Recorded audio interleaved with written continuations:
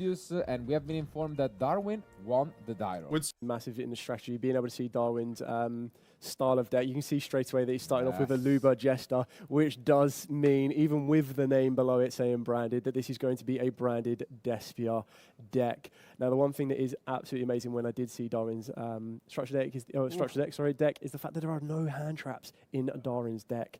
That's it. Wow, Darwin stopped by just one effect.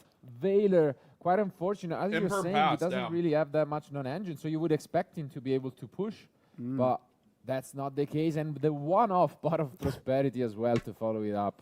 Yeah, so at this exact moment in time, obviously it's a bit unknown what Andrew is currently on, but I suppose these top 6, unless we're going to see 6 non-engine cards, is going to reveal exactly what the opponent is on. Yeah, and it is really a premium card because the Melodious deck has 6 absolutely powerhouse spells in first movement solo.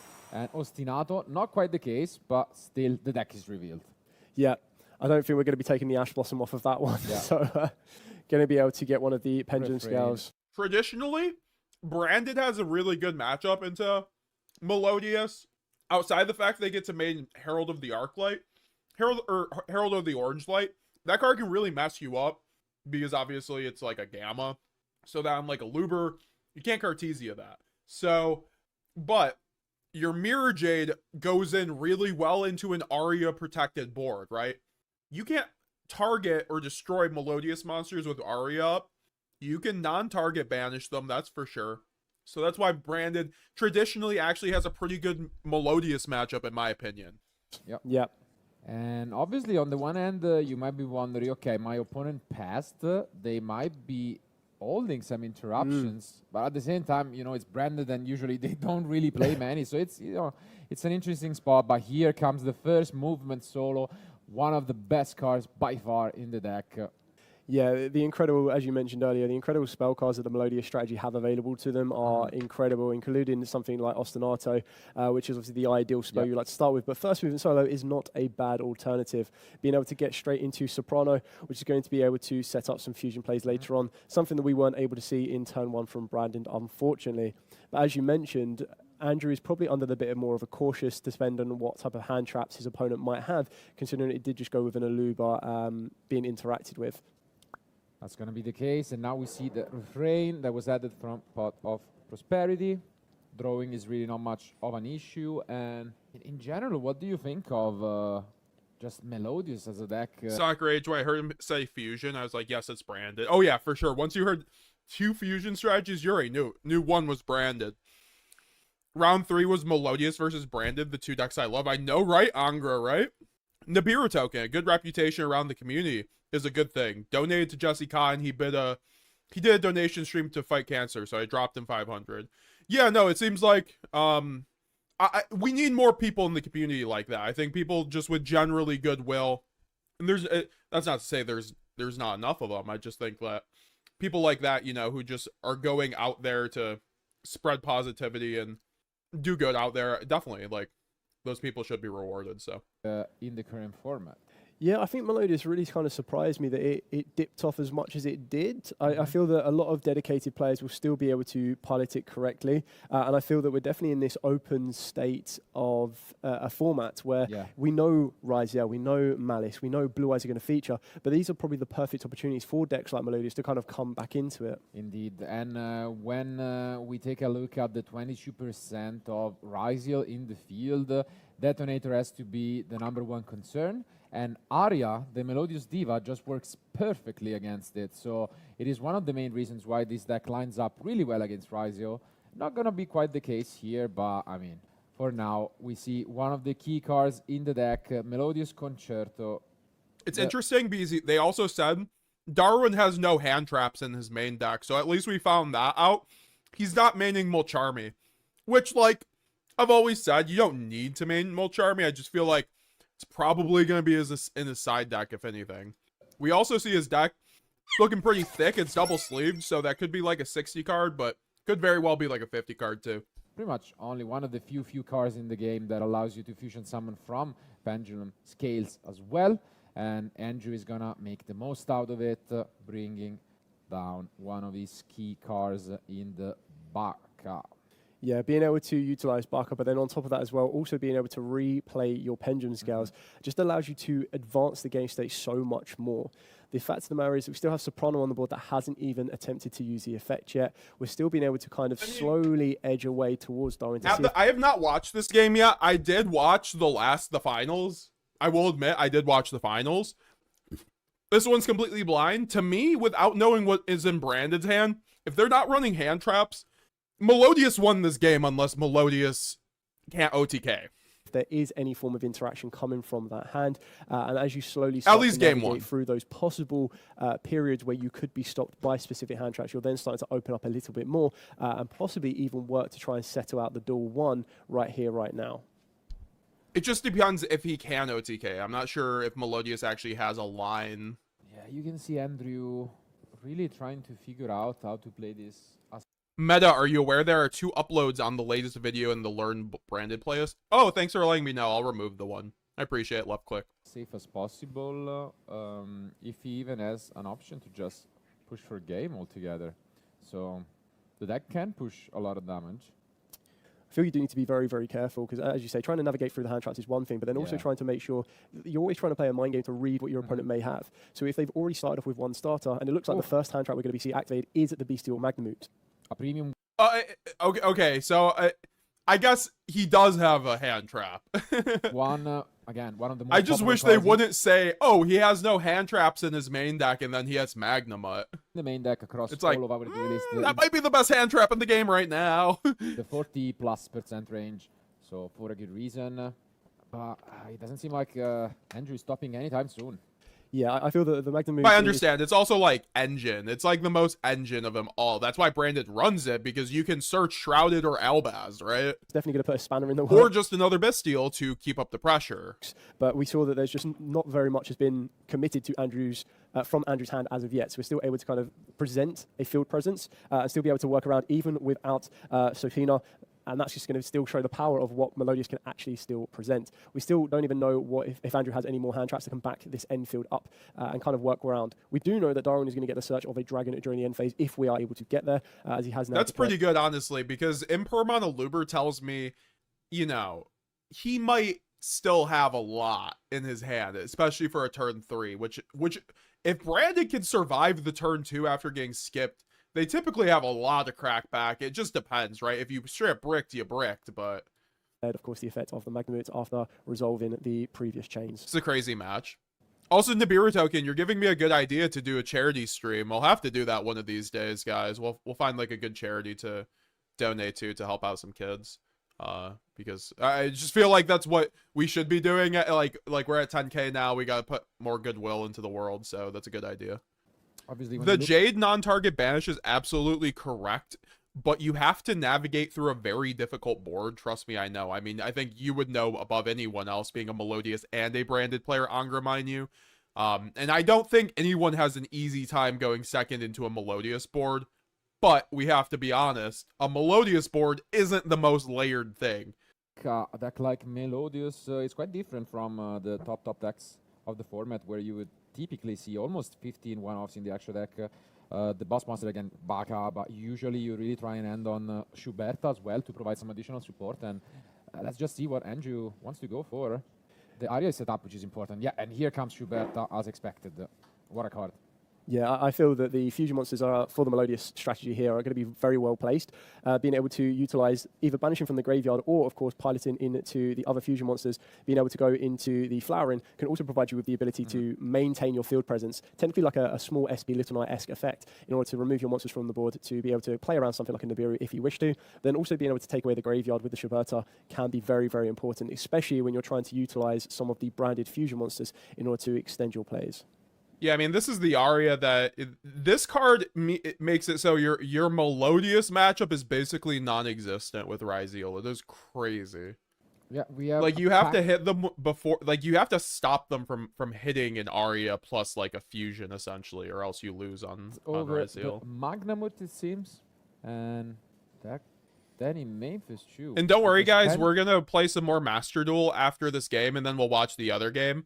We're also gonna be playing some Dueling Book Branded tonight because I've been cooking with Dragon Tail, and then also I've been just playing ranked. Obviously, I went 15-0 on the other branded list, so that we Someone upload in today. pass, so not really too I'm watching this effective. blind too. Anyway, one refrain should easily be OTK.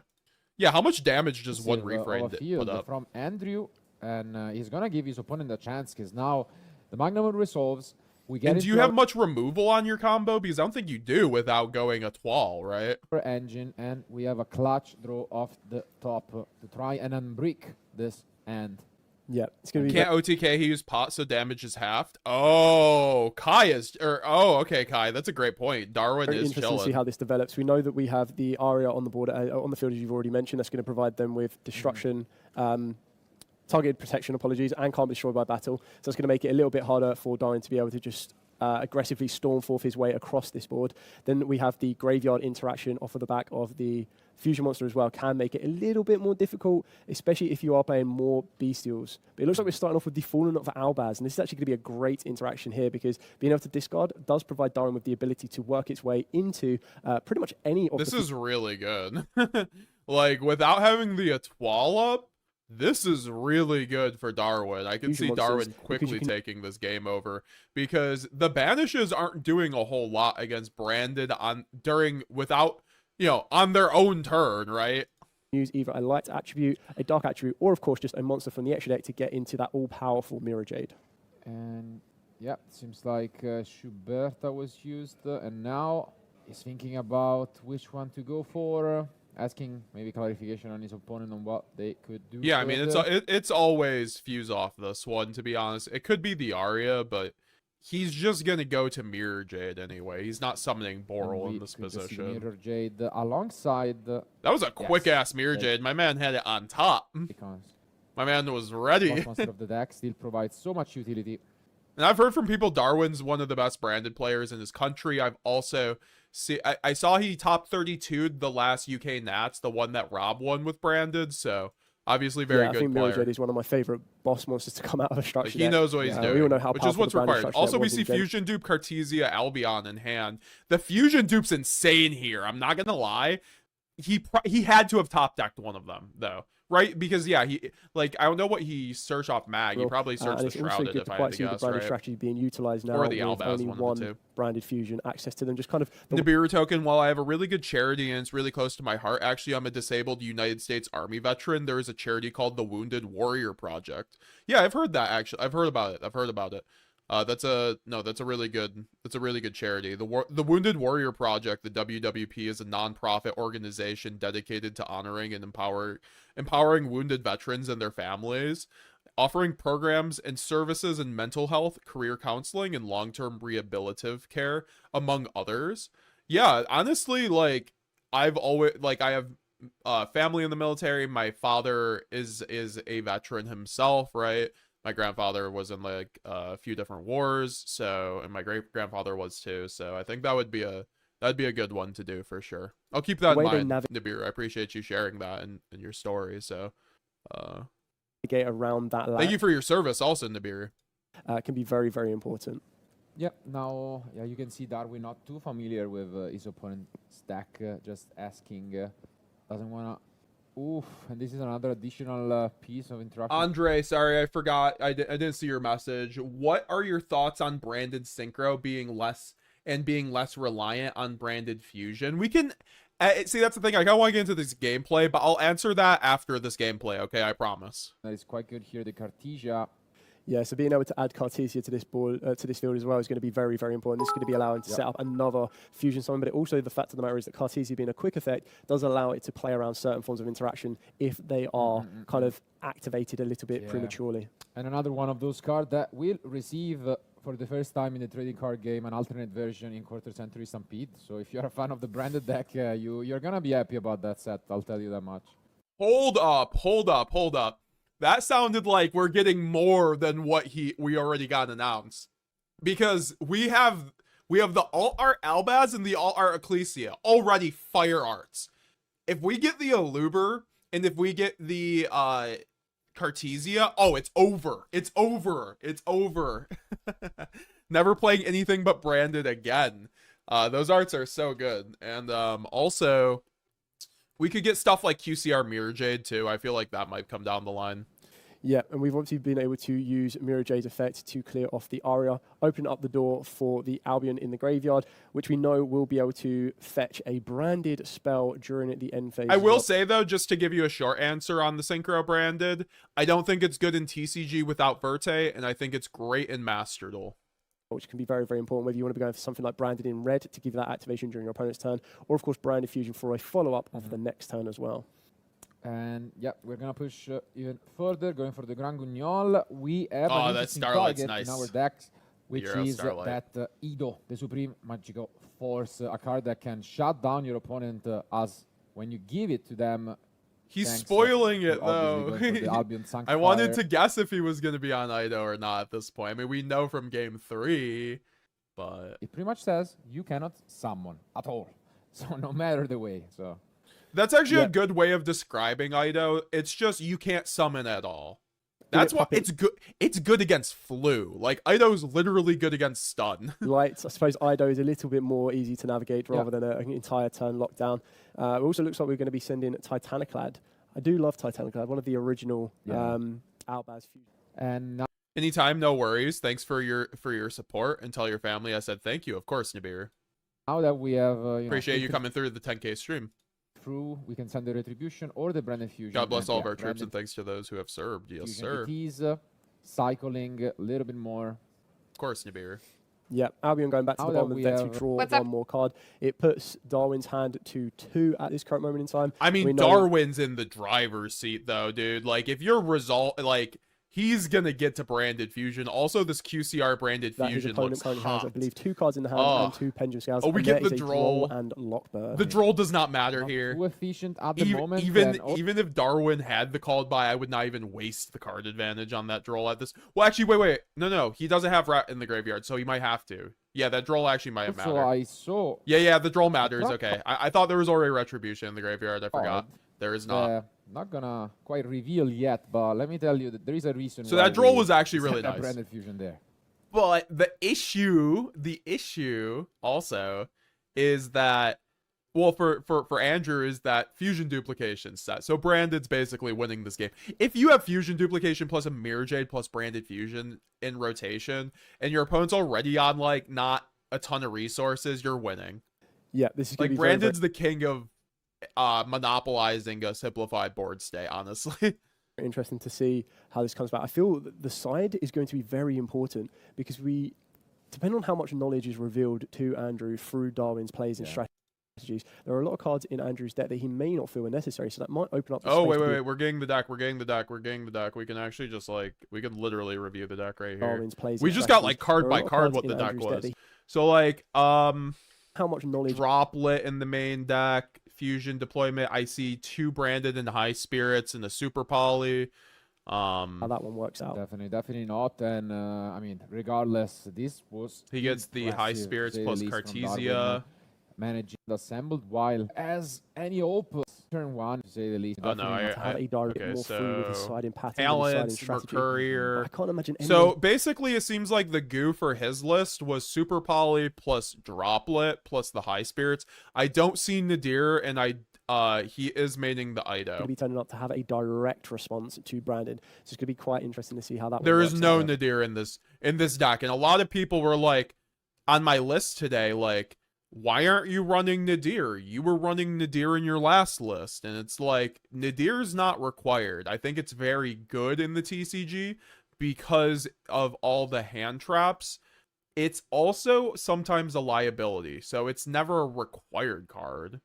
I think it's very not. good. And, I mean, regardless, this was impressive, to say the least, from Darwin, managing to navigate through a break turn 1 and then all of the field. This is what Branded does best, though. If you don't kill Branded on a brick, like they just kill you. the opponent assembled while, ending on this. Wow. Very, very good plays by Darwin. Let's see if Andrew has any hope of staying in this, or whether, Darwin comeback is real in this game. Ooh. That's a good way to The start. Ostinato, that's pretty good, but like Ostinato. Okay, people say like this is why Ostinato is not 1 and Branded Fusion is. Like Branded That Fusion is just a does very more than good way to Ostinato. start.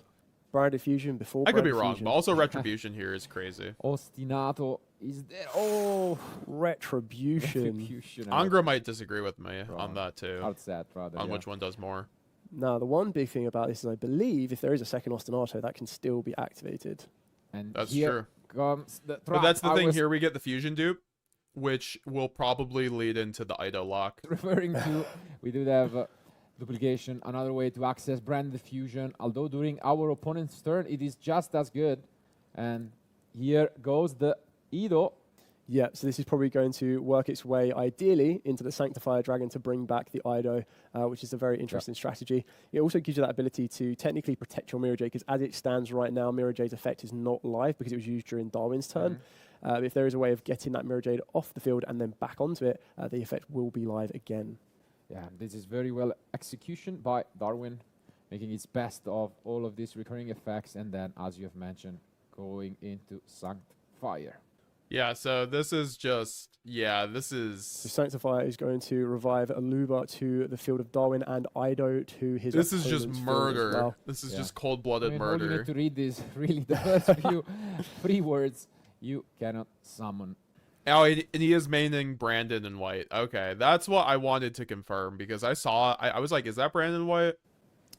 What a feat. Brandon White's is a great card in Branded. It's just a brick turn 1. It's your best turn 3 to 4 card, though, by far. And yeah, I think Andrew. Because it's just unfortunately- like it's your miracle fusion, right? So you're using all the resources you've already grinded through and really efficiently with that card to make something to, win the game.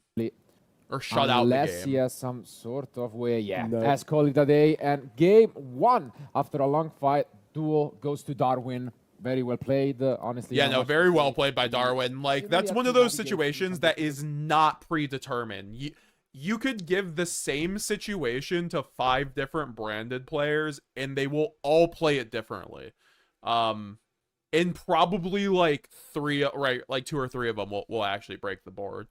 That's a lot of unknowns. I do think to Brandon try and had, dictate, and I suppose straight away as an opponent, you're trying to figure bricking, that's the situation. You're navigating your way over a brick, the Magnemite knowing when to, and then just also, I think the prosperity definitely helped, but also the the fact he never ended on 12 was a huge issue. Abafan, Metagames GX, I'm going to locals tomorrow and don't have a full deck yet. you're out. Since I am new to it, do you feel like Adlib or Dramaturge are still worth it as filler? Do you have other suggestions? Well, if you don't have the full deck yet, I think Adlib is just fine. Like, Adlib is still a crazy card that still effectively gets you a Guardian Chimera plus a second Mirror Jade, which that is 3 removals plus like a draw and follow-up. That's a crap ton of card advantage. I think Adlib also could fill that role of Ido, like in my deck profile. I don't think it's as good as Ido, but it is still a great card, especially if you're going to a locals level. So yeah, I wouldn't be too concerned on it either way. Also, Nibiru Token, thank you for subscribing on YouTube. Welcome to the club. You're now helping us get that 20K. We're on the road to 20K now, guys. Right Yep. there. Instead, you got the chance to, still play the game. Yeah, I'll definitely keep that in mind, Nibiru, with the Wounded Warrior project. I just know, I know way too many veterans for me to ever, turn down that kind of opportunity to try to do, a live stream, or to do a charity live stream and raise some money for a great cause. That's pretty much, also thanks to the Magnamut, was enough. Now, though, the 20K, you have to win a best of 3 with Witchcrafters. Oh! I'll already try. I mean, I don't think the event's still up interesting part is that We'll do that one when of we these look at days. his opponent's for stack, GZ1K. it seems like it's already built for going first. You're always by the streams, GZ1K. I owe it to you. I do appreciate your continued support, GZ1K. You do hold down the Twitch chats, and I appreciate your presence in the community. And also very funny. You're a very funny guy. Like, He has 3 copies of Crossout. always plus- roasting me with the reacts. Like, we're gonna have to get a moratorium on Everybody negative reacts on the Discord, like Destiny did or whatever. in the I main don't deck. know. So I would be shocked if looking at the side deck, we could even find something to bring in going first. It seems like he has a lot of going second cards, but at the same time, the opening was not that impressive. Yeah, I feel that this is what I was referring to earlier. That it can be very, very tricky because you haven't been. I need the ban list with Branded Fusion to 2. I mean, I agree. I think Branded Fusion could go to 2, and it would just be fine. It would just... I think people are afraid of Branded Fusion going to 3 with Sanctifier still around. So that's why I don't think it will happen as long as Sanctifier is around. Or, I mean, they could just ban Ido. Like, Ido's a good card, but guess what? Branded doesn't need it. Although, it's like the same position I've held for years on Branded. With Gimmick Puppet, when Gimmick Puppet was legal. Gimmick Puppet was a very toxic strategy. However, it would also, thanks for the Twitch Prime Cross 7335. I appreciate it. Helping us get closer. We are now 18 channel members away / Twitch subs away from giving away 3 Ultimate Rare, Fallen of Albazes, and a QCR, a Luber, plus a Branded spreadsheet. It's basically the starter pack if you're trying to play Branded. So I appreciate that, Cross. Appreciate it. Join the Discord and get all your benefits too, so you can get in the classroom, brother. Appreciate it. Any deck of the format, but I guess we won't have to wait much longer to find out, as our duelists are almost done with their side deck. Let's jump back into action. Here they are. Again, I would be absolutely amazed if Andrew does not decide to go first. You can't really afford for the Ido lock to be coming down. And it looks like that is exactly what's going to happen. You're praying to does Melodious go second against any other deck? a first movement solo or an Osterman. Maybe, honestly. Who knows? Austin was a crazy card. Start presenting a field. Oh, again. Well, maybe we'll get one or the other. Yeah. Pot Frost Prosperity is always an interesting one. Do you decide to banish 6, depending on how desperate you need to see the Frost card? was really good opening going first in game 2. Rip that floodgate, you know? If he rips like an anti-spell, you know, everything else, he could just misplay his way to, he would still win, right? Free. He did free the last game. Correct. But it seems like... All Taylor 115, thanks for following on Twitch. I appreciate it. No, it's going for the full 6, so maybe a sign that his end is more on the weak side. Yeah, I feel you're now at this point, though, with nothing left to really lose. You want to see, as long as you maintain your core cards you're going to need from that extra deck, you try to see. I have joined Team YouTube. Oh, welcome to the YouTube chat, Nibiru Token. Wow, I feel honored. I know you're a presence on Twitch, and we got you over here on YouTube. Let's go. See as many of those 6 as possible. There we go. Free That's what okay. you want. Free was all you needed. All right, There's so we see Crossout, Imperm, Herald, plus the Brick, plus the Extender, there's the Herald plus and a Infinite Ostinato. Impermanence. I'd imagine you take the Ostinato if he has nothing else here. If So not, Crossout to... I mean, Crossout is useless here against Branded, frankly, so... Be pretty interesting. Maybe as to the whether he Herald feels or he has Imperm enough and wants that bit of as like an protection by taking unboard the Herald piece. of the orange light. Nope. Okay, so yeah, I mean, yeah, it looks like you need the the Ostinato. Ostinato. Yeah. The temptation is too real. I suppose even if you only Also, already Ostinato is not searchable, so yeah, it just makes sense. have a copy of Ostinato, it does kind of give you that ability to be a little bit more free. Indeed. Playing through Ash Blossom, which, I mean, we might have seen on the Prosperity, but Darwin There is we go. pretty much giving a tell by putting his hands on the table. I mean, he's gonna wait. He's on, you know, just field breaking spells rather than interruptions. But I did see a good old friend from game 1 as well from Darwin. Let's just say that. Yeah, I suppose this is quite freeing to be fair. As an opponent. Welcome to the Branded Someone like Misfits, Darwin. says Alex D. Yes, sir. Yes, sir. To add on GZ1K, you should play the Jank decks. I choose Gen X / Ally of Justice. Well, I'm doing that for channel members, but I'm still trying to find out how to integrate that. So, like, we voted on Primite Red Eyes, right? And I have to play that and make a video on it, but still have to do that. Also, Abyss Dweller, I forgot to add your Twitch sub to the thing, so I do appreciate that before.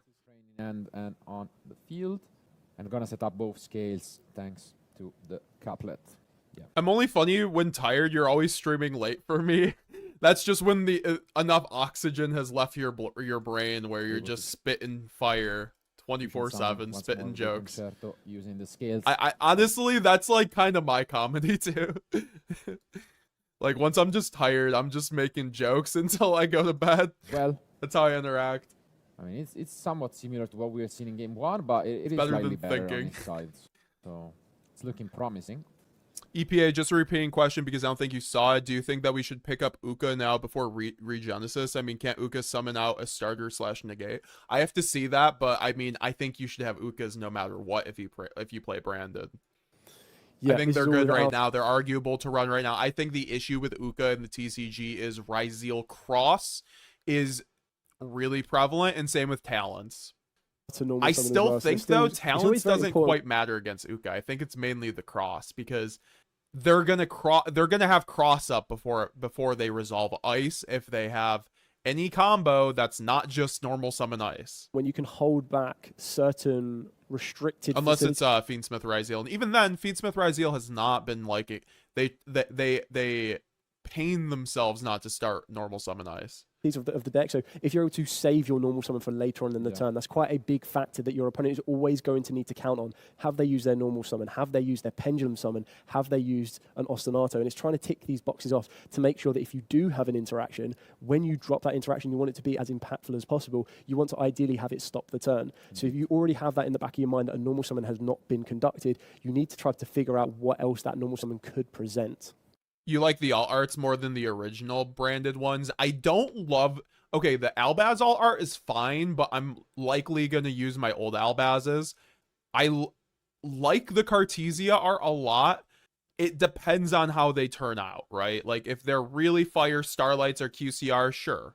If not, probably not. But, like, I don't know. I'll switch them in and out. I like both arts, like, a lot. I just think I like the original Albaz art more. I think the Aluber art is way better for the new one. It literally looks like Sakuna.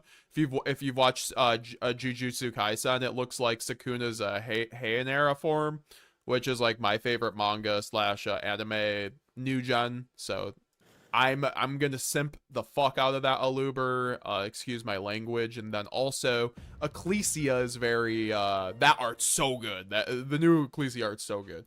Damage Step Gaming, thank you for subscribing. I appreciate that on YouTube. Appreciate it.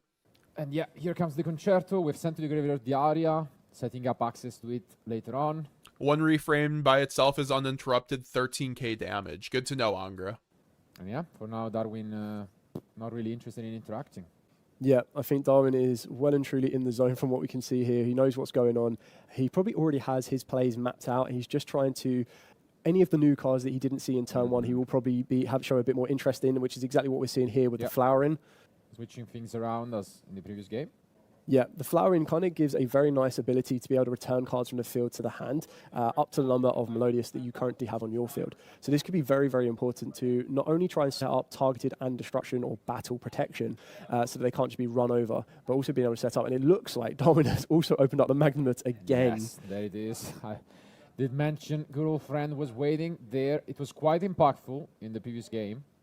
Let's see if it will be again. Yeah, this is, as you mentioned earlier, how powerful the aria protection, or how fretful it kind of sees from an opponent, because sometimes you might want to save it for one of the maestros to deal with that, so they don't constantly keep getting recursion or a soprano, but then being able to hit an aria that is providing that level of protection can still be as threatening to be used up on something like a Magnamut. Ooh, there's the talents. Yeah, that is also just a big issue for Branded here, because look at this. He just loses. I mean, he doesn't lose to talents here, but it's not looking good, right? Heck. Ooh, that's big. That is a very interesting hand. Talents, and this is the issue with talents, is that you interact with them and then they rip your one card starter, because every deck now has to facilitate 5 bricks in it, and then you run like 10 one-card starters, and so like a lot of and then like 20 non-engine. So like a lot of these hands are like imperm pass. From Darwin. Yeah, I mean, Allure plus the Tri Brigade was premium, but yeah, it's an interesting choice. I guess Allure also just makes sense instead. We can imagine that in the end phase off of the Magnamut, you're going to be searching out a dragon. So getting rid of the Allure, as you called it, is very, very good. It just nets so much advantage. Just being able to activate that with the Macoria as well. Yeah, you don't leave much in the end. Obviously, they do have Cold Body Grave as a protection if they top deck something good, but it's looking quite promising. And yeah, I think we just pass. So we're gonna have a search, few options available, Lubellion or other bestials. Yeah, and here comes Albion. Yeah, so as you mentioned, they're currently sitting on a Call by the Grave, Branded in red, Macoria, and of course Albion, which will all be public knowledge to Andrew right now. And then it's just that one top deck card that will be unknown that could change it. Oof, okay. Not quite what he was looking for, because the issue here is that the Albion can provide and turn the Branded in red live by sending Albas, but then the Schuberta keeps in check the red essentially. You can, and that's exactly what he's asking, I think. Because it can just banish cards from the graveyard. So if you just wait for them to activate the red, you can deny it. And yeah, gonna try and attack over it, it seems. Is that really gonna cut? It's 24. 24, I think, right? Correct, yeah. Surpassed is 24. But it can boost itself. Gun so to my if it sorry, my banishes mic was muted. Gun to my head, I'm searching Shrouded over Albaz off this Magnamut though. Because Albaz does which means nothing there's into this no- board. Even though Unless you Shoutout have will Super stay on Poly. the field, it still kind of presents. Which I don't think he did, right? I mean, it does use up Darwin's battle phase, but it still means that the Albion is semi-protected from being banished from that graveyard. And yeah, this is exactly what's going on. Okay, looks like he's going to continue with the attack, taking that small bit of life point damage, putting the Magnamut into the graveyard. Open up the field. Maybe we're going to see a cheeky Cash Tira Fenrir, but I highly doubt that. But yeah, now he has clarified that although he lost his Magnamut, the effect of Schuberta for the turn is gone. And so this Albion suddenly gets a lot better. Correct. I believe there is still 3 unknown cards in Andrew's hand as well from the opening hand of 5. 'Cause I think we've only seen Ostinato be played and the Talents. You would like to feel that there may have been some form of hand trap interaction, could have been held a little bit, and it looks like that draw off of Albion was a Lubellion. Absolutely incredible top deck, that one there. Depending on what, I believe there is a Saranir left in the deck, so that is another bestial that Darwin can present to the field.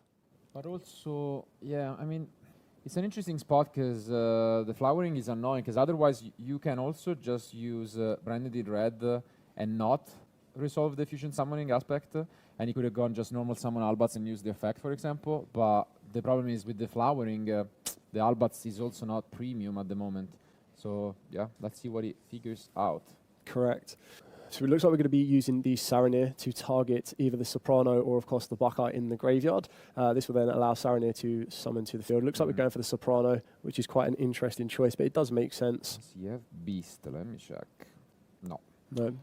Not quite. No targets for... I suppose getting Branded in Lost, correct? So you go for Branded in Lost, so that would then allow your Branded in Red to resolve.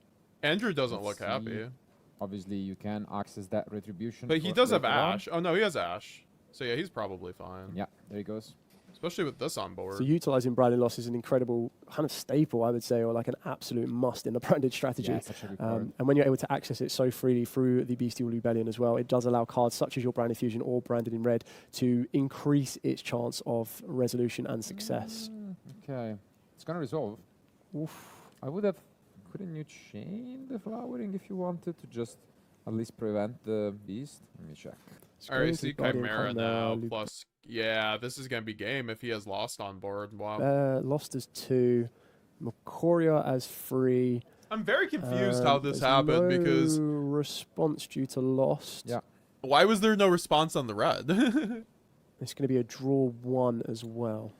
Yeah, I guess he did have the option, but probably didn't feel like that would have been the case. But this is going to be so good.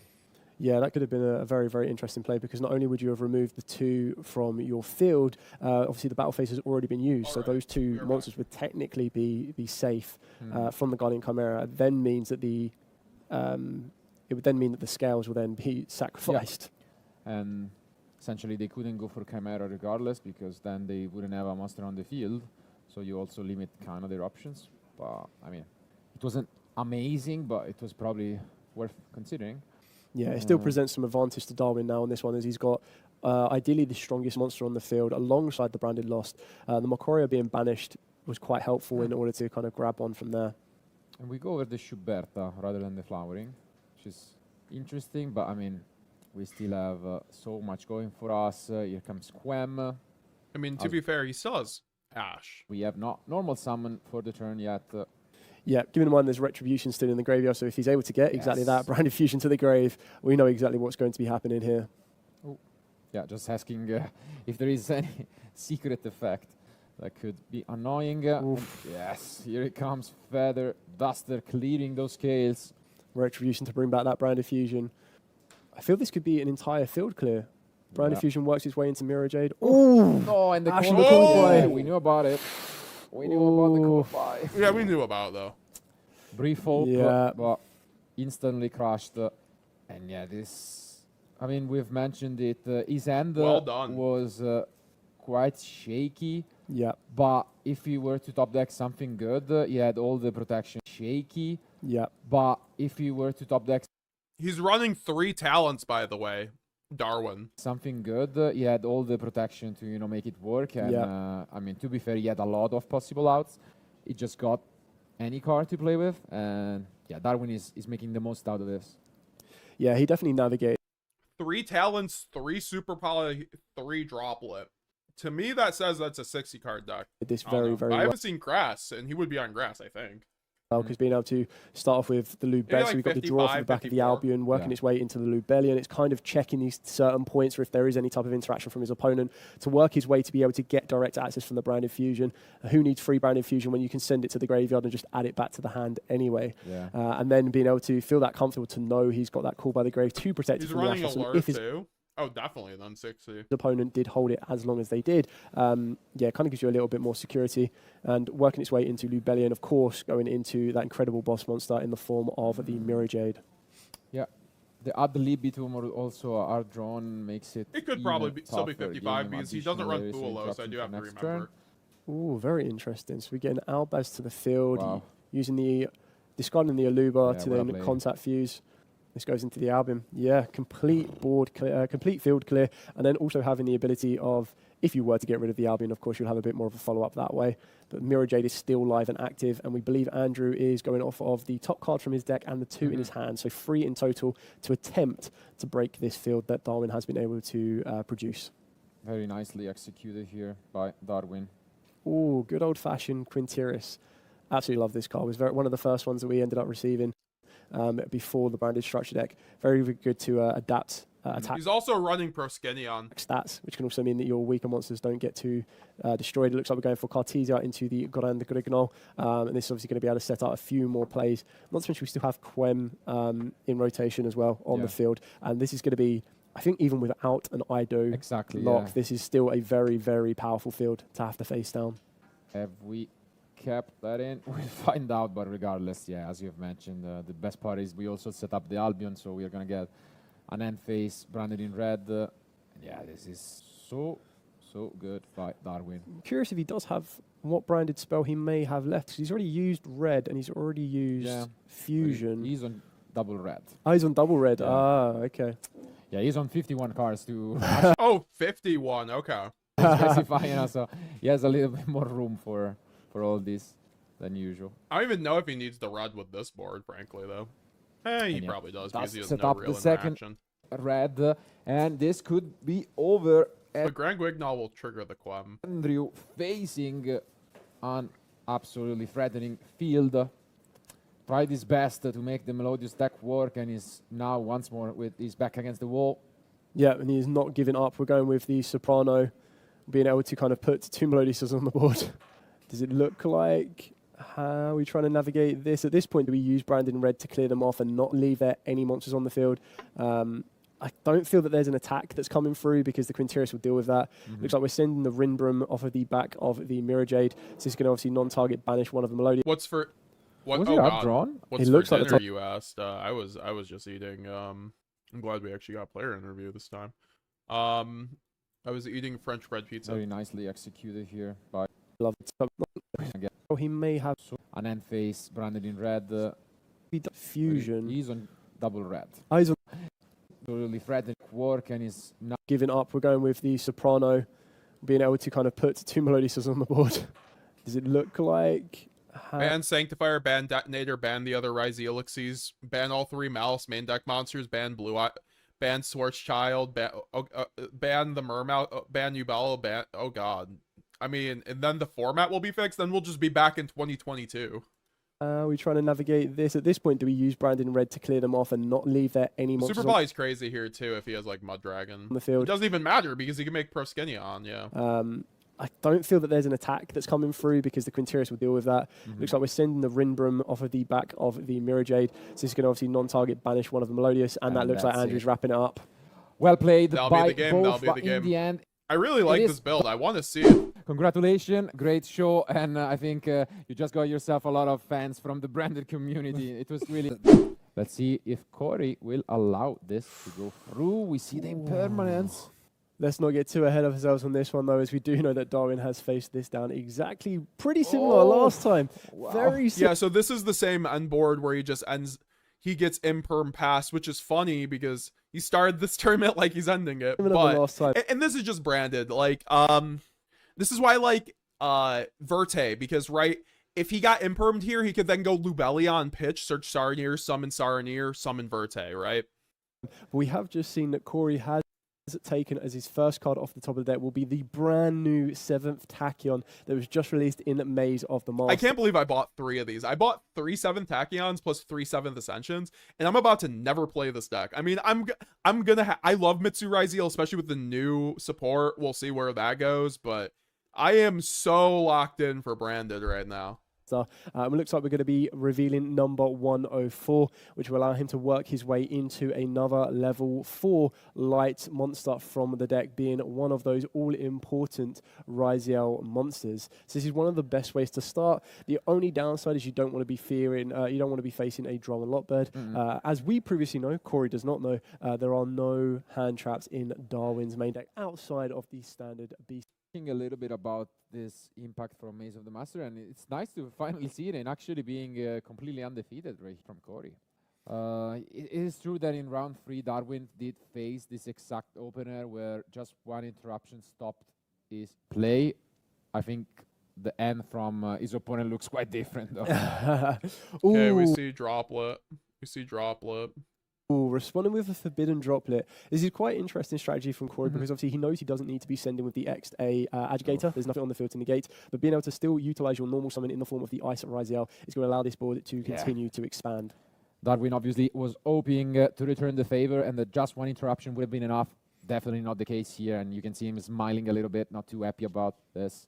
Yeah, getting hard access to the Ryzeal cross is still going to be very, very effective because it means that the next summon that Corey makes, as long as it is an XYZ summon, as he is currently locked under those, thanks to the 7th Tachyon, and as long as it is a Ryzeal monster, he will have the ability to negate a monster effect. Kind of allows to play around a little bit of some sort of forms of interaction, but just being able to detach 2 from the duo drive and grab himself 2 Ryzeal cards can be very, very important. So it looks like we're going for the Ryzeal sword. I mean, all things considered, Droplet's not very good against Ryzeal. They're gonna 9 times out of 10 play through it. It's just really as a tool to out the Dweller, and also it's very good against Maliss. And the Ryzeal node. When you hit like the White Binder. Or like Griffin, if you need to out it. Darwin still has 3 more cards in his hand. One of them could very well be a Beastial. We saw how much work the Beastial Magnamute put in for him during round 3. It would kind of see, I feel that there might not be as effective targets for the Ryzeal strategy, but if you hit them at the right moment, that might derail their plans. But it does look like we're going to be working our way into that all-important detonator as well. And although this looks more like a pure version of Ryzeal, let's not forget that the Mitsurugi is also in the deck. Oh yeah, this is Ryzeal. So are we gonna? I like to start Hype Train so I can gamble my way into a sub that way, says Jake the Mountain Man.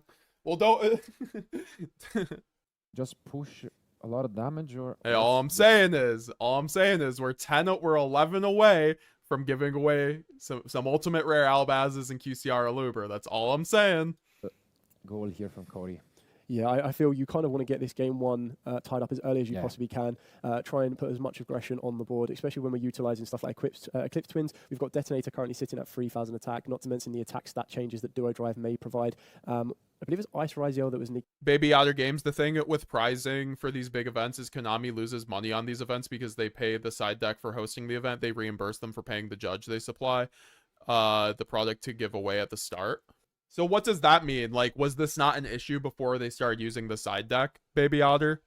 John G, YuGiOh need Branded to win a YCS or Worlds. I agree. I mean, it almost won the UDS Worlds. Negated with Forbidden Droplet, so we need to remember that the attack is halved on that, I believe. Wasn't it X, I think? They also reimburse, I think it's 30% of the venue cost. Well, so like, was this ever a thing they made money on? Because I don't think it was, right? So the pricing could be better if the side deck wants it to be. They just don't want to. That's there, though. IDK about EU. I mean, that's the thing, too. Like, you don't have side deck in the EU. So is it really the side deck's fault in that case? If the EU also has the same issues? Yes, it was. If the EU has even more issues not being able to fund YCSs, like, yes, they can ship out your cards, but I think everyone would agree in that ridiculous Sophie's choice. They'd rather have more YCSs than shipped prizing. Yes, correct. So still a very good normal summon. It looks like we're going to get the draw off of the back of Cross. I think Corey is just trying to do the maths in his head to see if there is enough on the field to complete lethal. And going down for a second Ice Ryzeal should be enough to take it here. Absolutely. That's enough. So game 1 quickly goes to Corey. And Darwin is... I'm surprised Konami doesn't at least have to try to take reference from Wizards of the Coast with how they do prizing and online clients. I know there's an insane player base difference, but still. I don't think Wizard of the Coast does the online client very well for Magic. Like, I've heard the Magic online client's pretty bad. Unless they fixed it in recent years. Which they might have. I feel you could very easily reveal for access to Cartasia or... Ryan Willows, first time chatter here. A friend of mine told me Ryze player made an illegal summon as he plays the deck. I should have been paying attention to that. I was also reading chats. There might have been something. I'll check game 3 though. As well. Discarding the Tragedy. Very, very good combo back from good old classic branded plays, being able to get advantage off of the discard for the Tragedy, as well as then getting advantage off of the branded opening and working all of its way back to fusion deployment. Being locked into fusion, something I can't imagine would be anything that Darwin is too worried about with this branded strategy. Definitely not. Yeah, this is a premium opener where you can play around cards such as Effect Veiler and Infinite Impermanence, which give me a second, guys. Proved to be quite annoying for Darwin in the previous rounds. Yeah, so we still have the Cartesia fusion play. You could ideally believe that Darwin would probably want to work his way into the Grand Grignol at some point. We're just trying to resolve the Tragedy, which of course can work its way into the Aluba Jester, and this in turn will work its way into Branded Fusion. Now, most players, when they are facing Branded, know or pretty much try to hold the Ash Blossom for that Branded Fusion, and it looks like we are sending Branded in High Spirits. Very, very interesting choice here. So Darwin definitely has been piloting Branded for long enough. He should be able to know when to kind of, as I mentioned previously through round 3, not to rely on Branded Fusion as much. And I think this type of play and piloting is really going to show that, that the Branded have so much more to offer, and being able to kind of play around some of Corey's interactions that he may or may not have. But yeah, unfortunately, when you play around in Impermanence and Veiler, they do have the Ash Blossom, and that is the case for Corey. Plan B is in motion, so let's see how Darwin will maneuver through this. Yep. Looks like we're going to be able to produce a fusion summon off of the back of the Cartesia going into the Grand Grignol.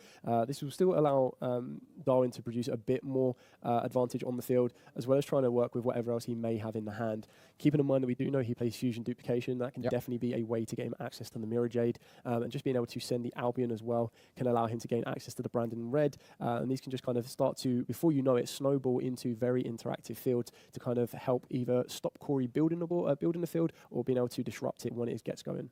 Yeah, and although interactive fields are interesting, Darwin has mentioned that YuGiOh, the Supreme Magical Force, has another, not so interactive way of playing during his opponent turn, which could be the case here.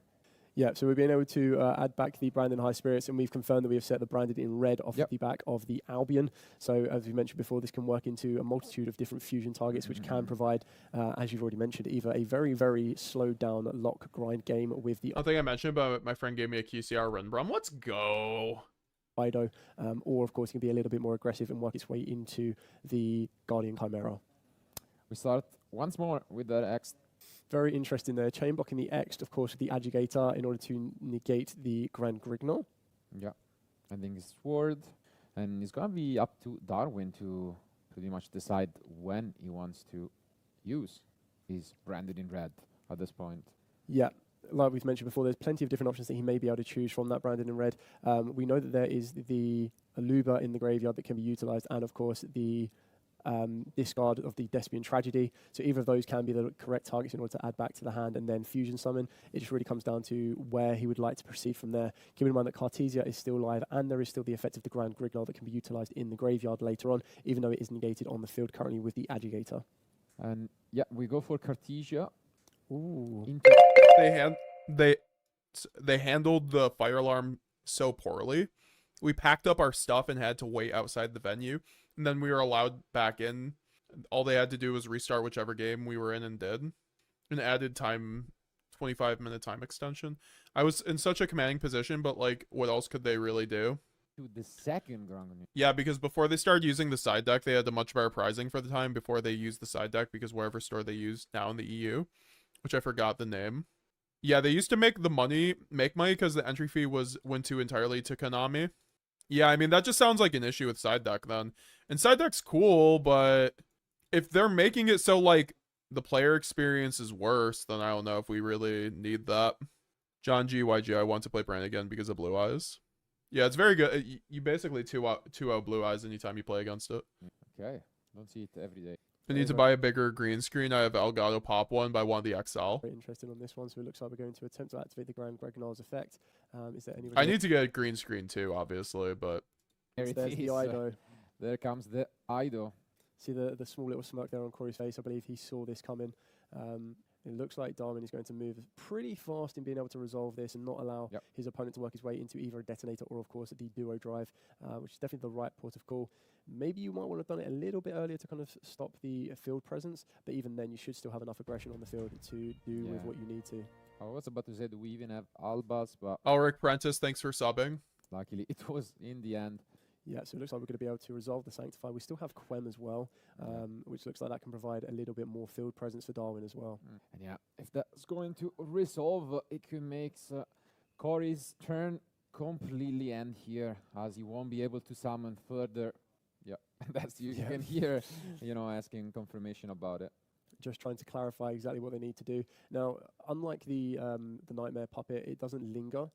So it is something that if you are able to remove the Ido from the field, they'll be able to continue to make the summons. But it's very, very tricky to not be able to summon in general in order to try and present some sort of field and get yourself out of the lock. But it doesn't seem like he has a way out at the moment. There are only a few cards, to be fair. It's not like too many that can out it. Yeah. Obviously, Forbidden Droplet usually being the premium one. And if that is the case, would totally just go into game 3. Just once again, I'd being the MVP for Darwin.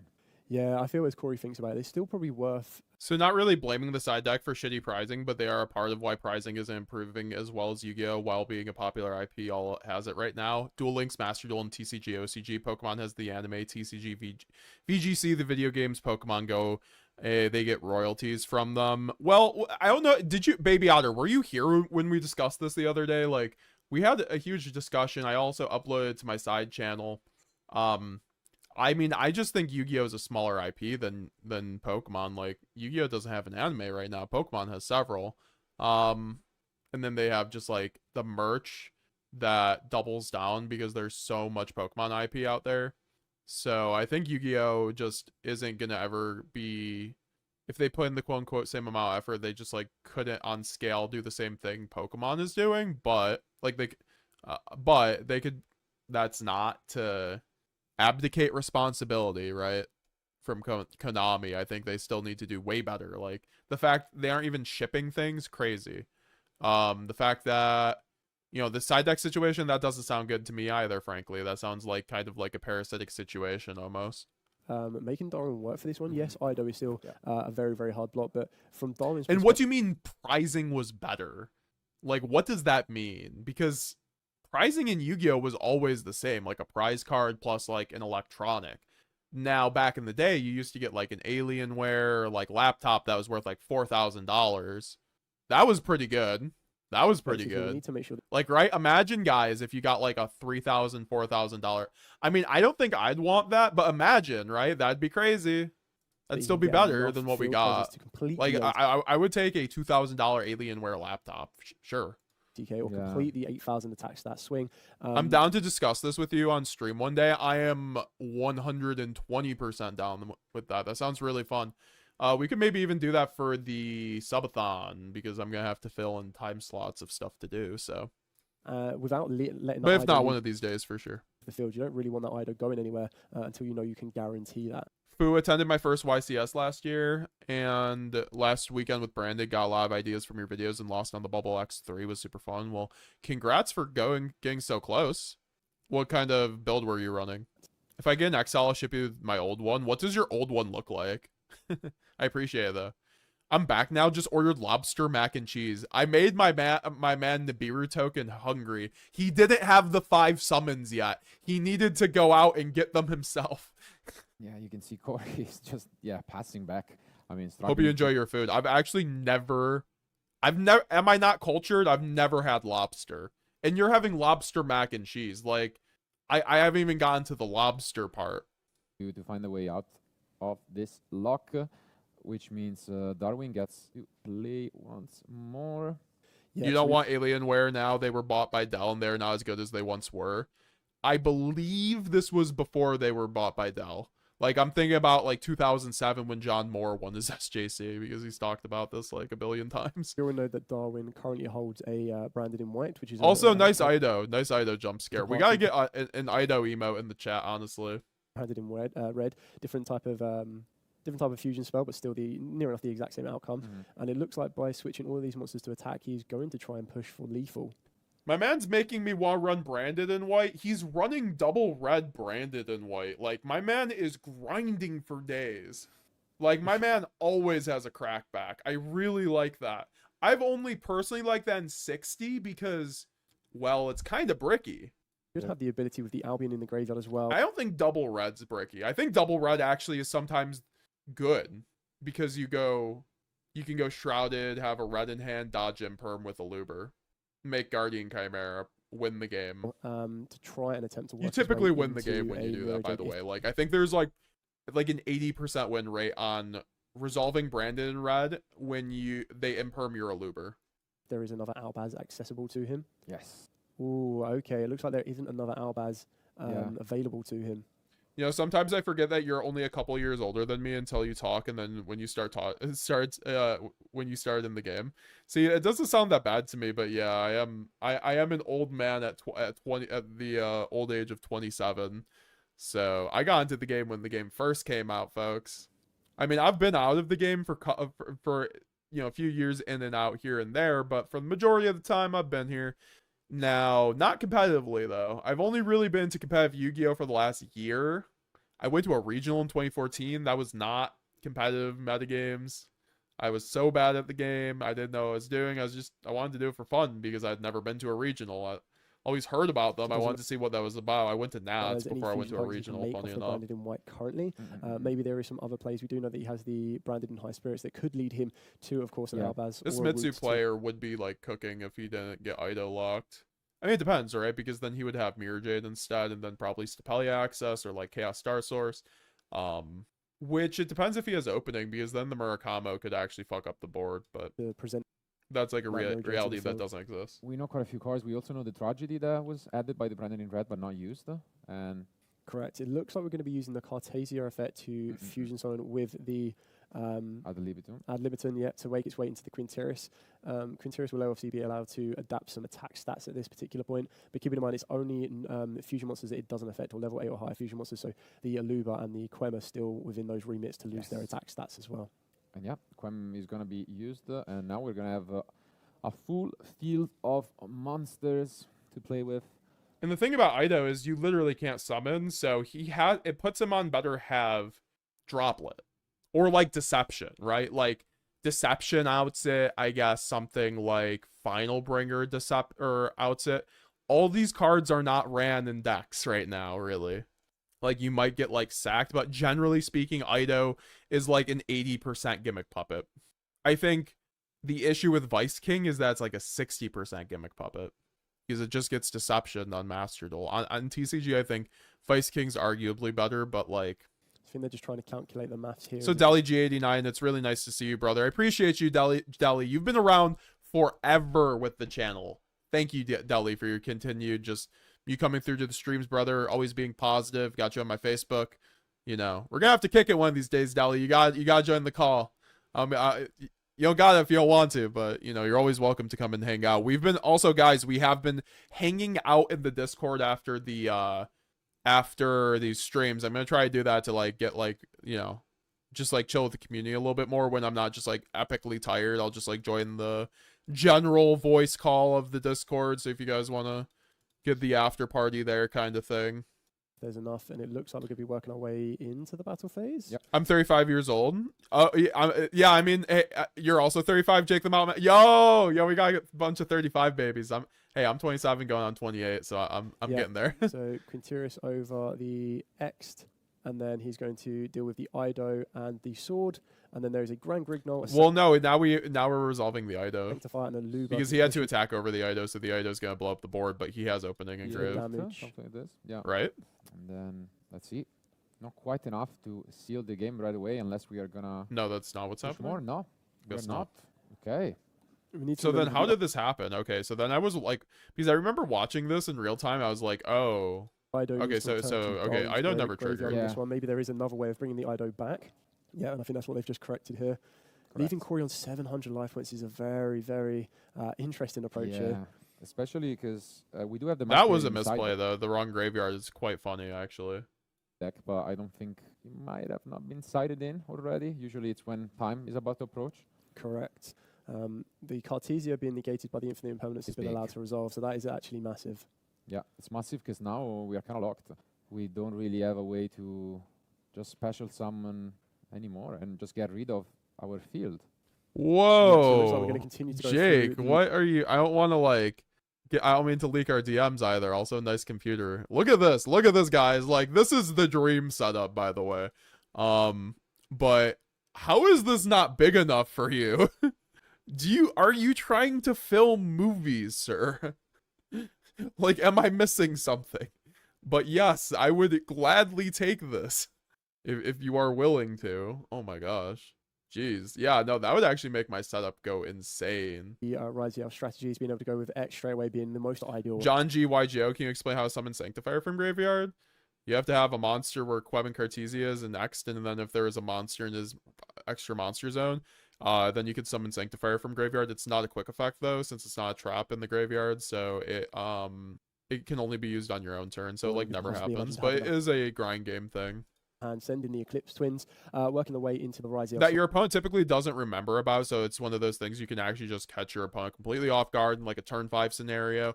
I think Sanctifier is a great card no matter what, and it's very good against Link strategies because that means they will always have a monster in their extra monster zone. But most players, though, I've noticed when they're playing against Branded, they never put a monster in this monster zone for that reason. But that's, you're supposed to do it with Sanctifier itself, so summon to the field and provide itself with even more advantage, working its way ultimately to maybe your normal summon if you want it to be in the form of the Ice Ryzeal, while also trying to maintain an additional special summon of another level 4 monster to open up the door to some of your rank 4 plays. Yeah, it's a big issue because, as mentioned, without this Cartesia, we cannot use the Albion Sanctifier, not having a space on our side of the field. it's kind of an interesting game state, but there is absolutely zero way that Ryzeal claws. I don't know. He has a lot of cards in Like hand. Like, he could have like Mitsu on Mitsu, but Oh, it could have been Nice nice. one, yeah. Nice with Darwin, Yeah. Oof. And here comes the Exeter Knight. That is So a huge. very, very big field clearance on this one. Does Darwin have a response to this? But the there a issue Branded is opening like in the he has, graveyard? There is a branded Branded opening opening, makes this okay. basically Oh, and it looks like the makes, Branded High Spirits. makes the Exciton inconsequential. And thank you, bro, because of you, I became a better Branded player. And it has become my #1 favorite deck. Well, once again, that's just like means the world to me. Appreciate it, Deli. And I'm glad that it's been working out, you know. Branded best deck, brother. Yeah, I was gonna say if he had like maybe a like Castel, he could like clear the Quertus at the very least, because the Quertus is gonna be an issue. I mean, obviously like Dweller is a thing, but I mean, to be fair though, he had to use the Exciton on some level to make sure his Murakamo could resolve, but I'm not sure if it's resolving. Currently, with Corey having 4 cards in the hand, plus the Exton Knight, and now the Ido, there's 6 Should be cards fine, on yeah. Corey's side. So yeah, Darwin should well and truly be a little bit safe around that. Just moving into the battle phase, it looks like he's that going to go does for it.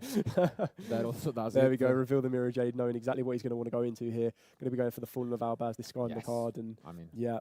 it seems like finally Darwin has been able to access his Albas, getting rid of this Exciton. there And is. yes, Corey has seen enough. The score is All right, so this is the game that I actually wanted to analyze a little bit tied because it could have 1-1. there's Couldn't probably get some out of things we the could have done maybe different. By things like one thing, because I think he played very well. So I'm not trying to like backseat Gabe. Obviously, it's good to analyze these things. Yeah, so this is going to be very exciting to see because we already know that Darwin played with regards, but he does play a lot I'm in more a as well. salad mirror in the field DC break, help. uh, Are the salad mirrors really not that good? If you and Firebrand YuGiOh just money match for like, is it going to be die roll dependent? So you know exactly what you want in, what you Ellen want Manalu, and nice you to can see you. face this, you know, Jake the Mountain Man, yeah, it's a good size screen, but my monitor is so damn big, my camera has to cover some distance, and I have to keep the screen too close, so there's some green bleed that drives me nuts. Oh, it wouldn't matter for me though, you would see, because I mean my camera's like, I don't know, maybe it would matter. You'll have to tell me that. You'll have to explain that green bleed because it might be an issue for me too. But I think our setups are a bit different. Yeah, Nibiru Token wants that setup though. Nibiru Token, Jake the Mountain Man posts his setup all the time. I'm gonna have like a computer section in the Discord, Jake, because I'm actually very much into computers too sometimes. So that'd be a good thing. We could just always show off our setups, even though your setup would just be the best one every single time. So just be an ego boost. 36 and far from old. I'm still young as fuck. Hell yeah, dude. Honestly, it's like, I don't know. As long as you take care of yourself, it's really just fine. Master Duel averages 30k players, which most don't spend money. So maybe there's a new game they are making to kind of kill Master Duel and get a higher player base that spends more money in TCG sim they're making. I'd be so weird though if they made another sim. Like really, like 30k. I feel like you could claw that back if you actually like put the resources into the game. Also, once again, give free packs of Master Duel and TCG packs. Excellent with both players with a great big smile on their Alright, face. so Darwin's going second. It's into Ryzeal, so at least it's not Maliss. If this was Maliss, I'd be a lot more worried. I think with Branded, if you draw like 2 board breakers against Ryzeal, you're probably just chilling. About to draw against the Ryzeal. biggest 5 cards, definitely of the entire day as well. And it looks like Corey's opened up very well. Solid end from Corey. Starting off with that ice, and as we would expect, There's a called by in Corey's hand, called by Ash, so we already know that those are going to be like on Corey's end board, which is already crazy. Gonna see. I think he also opened Cross in his other card. His own turn. Darwin. Yeah, it's very, very big that you can also see that Corey is sitting on the Ash Blossom, Branded's biggest nemesis in the current game, alongside a call by. Do we know Darwin's list? Nope. Particular type of hand trap that Corey may be expecting is not going to be a threat of that one. It allows him to play a little bit more freely, not needing to worry about an Ash Blossom on his own duo drive, and then also turning that into a very, very powerful form of interaction during Darwin's turn, so that if a tragedy was discarded, that could very, very easily deal with it. But I was analyzing his deck list. He's on a 51 card build. They confirmed it was 51 cards. No hand traps in the main outside Bestials. He's on like 1 Mag, 1 Sarnier, maybe a couple Sarnier. He's on 3 High Spirits. He's on Allure of Darkness. He's on Forbidden Droplet. He's on 3 Triple Tactics Talents. And he's on Super Poly as well with Proskinion. And no Garura Mud Dragon, which he confirmed in the player interview. So we basically know what the list is. Luba or anything else along those lines do get like everything else should not be surprising. Like the only things we don't know, I think, are like, is he running double Mirror Jade? Like I could genuinely construct the deck, I think, at this point, knowing it's 51 cards. That could be without the side deck. Massive turning point as well. With like 1 or 2 cards off the extra. Obviously, having Arjon the Cross, we are just going to have more follow-up alongside this node. Yeah, working our way from a duo drive into the cross, working it into what's possibly going to be a detonator, being able to special summon out the EX as well. 21 minutes on the clock, so plenty of time left as well. Yes. Hopefully we don't need to see that Gargagar Cowboy come into use on this one, and being able to set up that all-important and incredibly powerful detonator. But once more, I do see a ritual. Well, we have been cut off this Mitsurugi engine. Obviously, the Feral Limb, King of Feral Limbs has been, a card that allows to breach these 2 engines, but maybe we'll just go for an Abyss Dweller. Let's see what Corey thinks is the right decision here. It is going to be the Abyss Dweller. Yeah, I mean, as a Ryzeal player, you always go Dweller against Branded. It is just what it is. Because it stops their crackback. Like, you have to have a non-engine to interact with your opponent on their turn like, whatever, 3 or 5, whatever it is. I feel that is definitely the safer option. Yes, of course, you can move into the Mitsurugi. What that translates to is your Mirror Jade, when it sends Albion, the Albion's not going to resolve, right? So you can't set Brandon red, so you need to have, like, a Super Poly or Droplet to even, like, end on interaction, besides, like, whatever you make on your own turn, which you can do, but you're already under Dweller, so extending through certain things aren't going to be as easy. But that's something you like could do during your second turn, being able to put your opponent under as much restrictions as possible, including something like an Abyss Dweller backed up with a detonator, can probably be the more solid choice. Absolutely. And I mean, well spotted, he activates the Abyss Dweller right away, so he can just get this additional draw off the cross, and most likely we're just going to see this one phase. 7th Tachyon. Interesting. But nope, not going to be using Holding that one back. If Corey searched Lancia here, that would have been crazy. But I believe Corey was only running the 104 Masquerade, so like he couldn't do that. Okay, looking into Darwin's hand. I mean, this is far from being over. We know that Darwin is on field breakers. He has a lot of useful cards. For example, Forbidden Droplet could be big, And let's And see the if issue he has here is opened like any of them. Detonator can pop Dweller if he goes like Imperm. So like Imperm doesn't work into this board. It's like literally just Xyz Encore plus Droplet. Taking a long, hard think about this. I did only get a quick glimpse at his hand. We did see that there was a couple of spells among them. Whether one of them is the almighty, all-powerful super pulverization could be a very, very interesting one here. Ooh, XYZ Encore. Very, very good card to be having on this one. So this is the first thing. This is the first play that is arguably what you could have done differently in this situation. Because I talked about this in my deck profile today. You guys probably already checked it out, but if not, check out after the stream. You have to choose between the Dweller and the Detonator. Like, let me go back. You have to choose, like, so what are you losing to here? Dweller or Detonator? Now, if you have two Xyz Encores or, like, a Droplet, that can change the equation. But even then, you need card advantage as a branded player. And if you're just dumping two Xyz Encores into a board when you, like, because Xyz Encore is already a game. I'm not getting ahead of myself. Let's just get into it. Having on this one, because you guys will see. So this is going to stop the Abyss Dweller being able to utilize its effect, but Detonator is still alive and kicking on the field. Yeah, it is a very popular side deck card this weekend, mostly to prevent Abyss Dweller from activating, and obviously can be an effective response against the Detonator, and also the Eclipse Twin opening, because it sends it back to the graveyard, not back to the extra deck, so not really able to special summon it. Yeah, very, very interesting choice. It always kind of puts it in perspective on stuff like this when you're facing down two incredibly very powerful XYZ monsters in the form of Dweller. A lot of people will be like, oh, is Xyz Encore even worth it because you give them a search? Yes, because you are going to lock them or like break their board and set up enough interaction where it doesn't matter. Detonator, which one you value more than the other in regards to what could disrupt your strategy? Yes, exactly. They're actually talking about that concept here. Because personally, in this situation, I Xyz Encore the Detonator, because that gets rid of the cross and the Detonator. So you very easily traded one card for, technically one card on that one, still 5 more for Darwin. See, that's the thing. You're going 1 for 1 on that, and you're not really gaining anything. To utilize here. And you see the other Xyz Encore. Another XYZ Encore, a second XYZ Encore to attempt to deal with that Detonator. Wow, I mean, we mentioned it. It's far from being over. It's not an art once per turn, I believe. Let me check. I mean, it's not too common that it would happen. Correct. So it is not. Yeah. Yeah, soft once per turn, and then if a monster card in the graveyard among those detached XYZ materials, you special summon as many as possible to allow him to bring back the node and, of course, the X.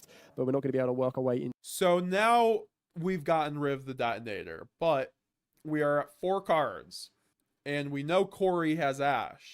He also has 2 back row set. No, he has 1 back row. An XYZ monster, which obviously also shuts off the cross, leaving Corey with a very still. So, like, on 4 cards to play through Ash plus Imperm, you have to have 3 extenders, and you're on 4 cards. Sizable. So, like, now, why would this matter? Because instead of like, okay, so let's just keep going. And this is like theory we were talking about in the Blazing Branded group chat. Shout out to Basilis, because he's the one who really brought up this point. And like, I thought about it in retrospect. I'm like, yeah, maybe doing the double Xyz Encore was not the play, but we'll go on. Nowhere near the level of what a Detonator and Abyss Dweller could have been. Not. Obviously, the goal in this case is, I mean, you pretty much take away the cross, you take away the XYZs, and you hope that they are not going to have other responses. And this is actually pretty good. Yeah, very, very interesting. The interruptions from Cody that we know don't really interact here. So he's going to be able to at least make a play, but he's only on 2 more cards. Yep. That is Darwin. So Darwin's evolutionary theory of Brandon. That's actually, this guy should make he should do a series on YouTube about Brandon and call it that. That would actually go harder than life. Very, very important, because we knew that there was that call by the grave for Corey to potentially protect himself from hand traps during his combos. But now it looks like we're going to use that as a Congrats on the 10K. Thanks, Jam Buds BO. Nice to see you, brother. Appreciate it. Possibly for Darwin's plays instead. Are we really, though? Yep. There Okay, we we are go. gonna go over the Albats, it seems. Yeah, this now puts Darwin in a position that he And has to so open up a second Corey, form. okay, so Darwin is obviously resolving Branded Fusion at this And point. two incredibly very powerful XYZ monsters in the form of Dweller and then of course Detonator. Which one I do you just want to value go back to this point. more than the other in regards to what could really Actually, trade? I It looks like passed So that. isn't that it would happen? so Yeah. obviously side bin. And from Cody that we know. So yeah, don't yeah. really Okay, interact no, yet, he's able so to. Okay, no. So that wasn't Brand Fusion. It was Albion off Yeah. of that is off of done. Albaz, obviously. Potentially protect himself Yeah. from hand So- it's very, very important because we knew that there was that call by the Grey for Corey to potentially protect The all called by Darwin's here players is instead. actually kind of annoying, Oh, right? really, though? Because Darwin has 2 cards in hand. Darwin also discarded off the Albaz the Adlib, which isn't doing a whole lot. Like, I think Adlib, for all things considered, is a decent discard because it is a... Thanks for following Blood Runner, appreciate it. You know, for all intents and purposes, it's a good discard because it's a branded and red target. Yeah. But it's Yeah, also... gonna go- Like, if he had Albaz there, that would have been crazy, because with 2 cards in hand, I'm always called buying this Albaz as well, because this means the Albion is going to be removed from the field, and you're going to have to make something awkward, most likely, Yeah, Darwin in a position unless you hard open Albaz up in a those. second form of Albaz 2 in order to kind of cards. push himself for an ideal Mirror Jade kind of play, and you don't ever really want to be banishing the Aluba, the Albion itself. So it's going to be interesting to see if there's any more responses from Darwin on this one. Possibly a Branded in red. It looks like Darwin does have an answer to this. Thinking long and hard about this one. It is a Branded in red. Wow. But Darwin has the branded in red. This is what I'm talking about, where double branded in red can really just quite literally save your ass going second. Really hard. Very, very big card right there. Branded in red being able to add the Albaz back from the graveyard. This would be very interesting because he now needs to try and resolve Branded in red as much as he possibly can. And he's hoping to still probably save the effect of Albion as well to see where it can go from here. Yeah, it can be a bit intricate, but no, apparently it's not gonna go over, and he's just gonna resolve the Albion instead, going for that Mirror Jade. Yeah, very, very good approach there. He obviously values the remaining cards in his hand quite a bit in comparison, or they might just be all more spell or field breakers. Being able to go to the battle phase, at least Mirror Jade might be able to clear both of these cards off of Corey's field. At the same time, this might be just a tad too fair if it's the only thing left. Yeah, well, we know he's on 2 Branded in red, so being able to send the Albion can be quite interesting here to get a second Branded in red if he chooses to. There is a Despia in the graveyard that will allow him to conduct a fusion summon. So off of this Branded in red, it could work him into a Guardian ash it, though. Chimera. We ash it every time, right? Yeah, 100%. You can't let this happen. I mean, you can ash it since it also can add the card. Correct. Doesn't just set it. So I think it's a no-brainer. And Yep. yes, Corey agrees. This is big. Only this face down. The Mirror Jade cannot. Yeah, I mean, ashing the Albion there is good. Obviously, you kind of have to. Yeah, it can be a bit intricate, but no, apparently it's not gonna go over, and it's just gonna resolve the Albion instead. And now and then the red doesn't resolve, obviously, for that because he only has mirror. 1 card in hand. If he had the ad-lib still, he might be forced to actually make Stapelia in this situation, which would be even worse. Jade. Yeah, very, very good approach there. He obviously Andre values the Cuenca just subscribed, thank you. remaining cards in his hand Yep. quite a bit in comparison. All they might just be Alexandre Cuenca? all Sorry, more, I just spell or field butchered your breakers. name. Being able to go to the battle phase, at least Mirror Jade might be able to clear both of these cards off of Corey's Yeah. field. At the same time, this might be just a tad too fair if it's the only thing left. Yeah, well, we know he's on 2 Branded in red, so being able to send the Albion can be quite interesting here to get a second Branded in red if he chooses to. There is a Despia in the graveyard that will allow him to conduct a fusion summon. So off of this Branded in red, it could work him into a We Guardian ash it, though. Chimera. We ash it every time, right? Yeah, 100%. You can't let this happen. I mean, you can ash it since it also can add the card. Correct. Doesn't just set it. So I think it's a no-brainer. And Yep. yes, Corey agrees. This is big. Only this face down. The Mirror Jade cannot activate its effect again. So it's gonna come down to this last face down card. Corey might have done it after surviving double XYZ anchor. Yeah, especially when you are taking Bonfire off of the top of the deck as well. So being able to also have that. so Darwin, like the Dweller never mattered. The Dweller never mattered. If we had never Xyz Encored the Dweller, we would have an Xyz Encore to set for Corey's board.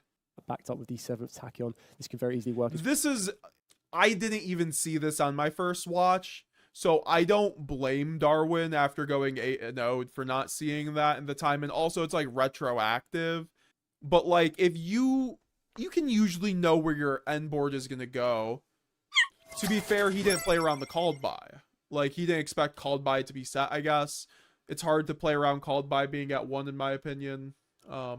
His way into two like he just thought he was gonna get a lot better. Or a lot bigger of a board. Wouldn't be enough to really stump the fires of Ryzeal, still be able to work its way into either a detonator or a duo drive. The only thing that Corey probably needs to navigate is maybe the the field destruction of the Mirror Jade as well.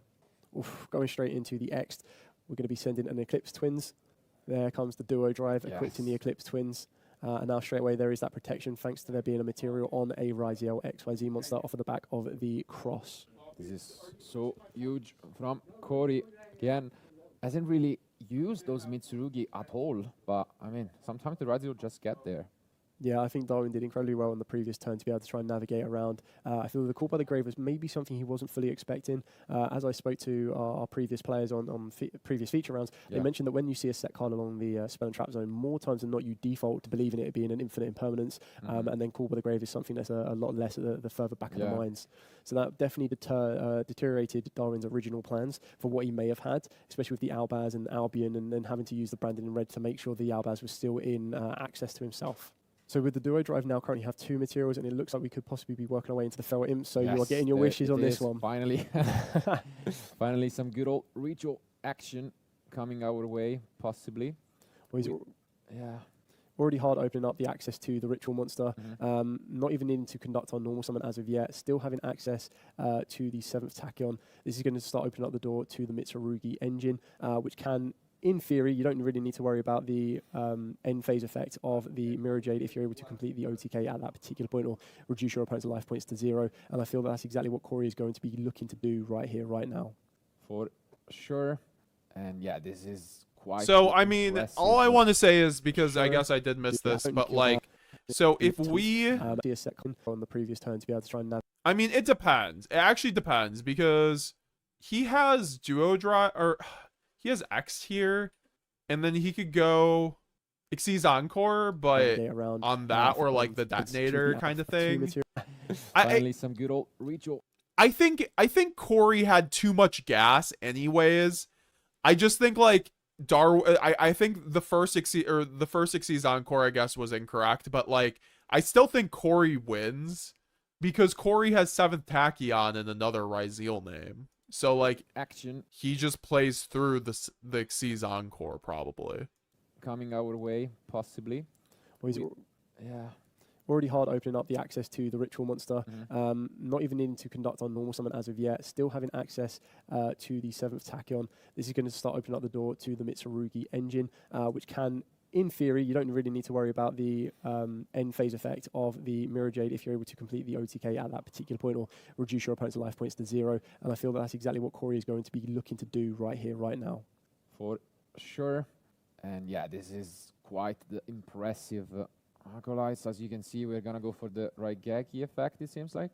Getting rid of this Mirror Jade and threatening enough damage to close this one out. Yeah, Darwin just having a look to see if there is a branded opening in that graveyard. Unfortunately, and reveals a forbidden droplet. Is that really gonna do anything here? No, I think Darwin noticed that one there, even reducing the attack of the ritual monster. We still currently have a decent amount of attack just on the duo drive itself. Plus alongside with Prayers just resets imps. this. So it might stop lethal as it currently stands, but I can't imagine that Corey is going to end it there. Yep, here we go. So being able to tribute off the ritual monster to go into the other one and then work back the ritual monster, so even with the attack stats halved, we're still going to be able to add some more to the field and bring it back at full power. And that's it. And they wrap it up. That's the game. So yeah, I think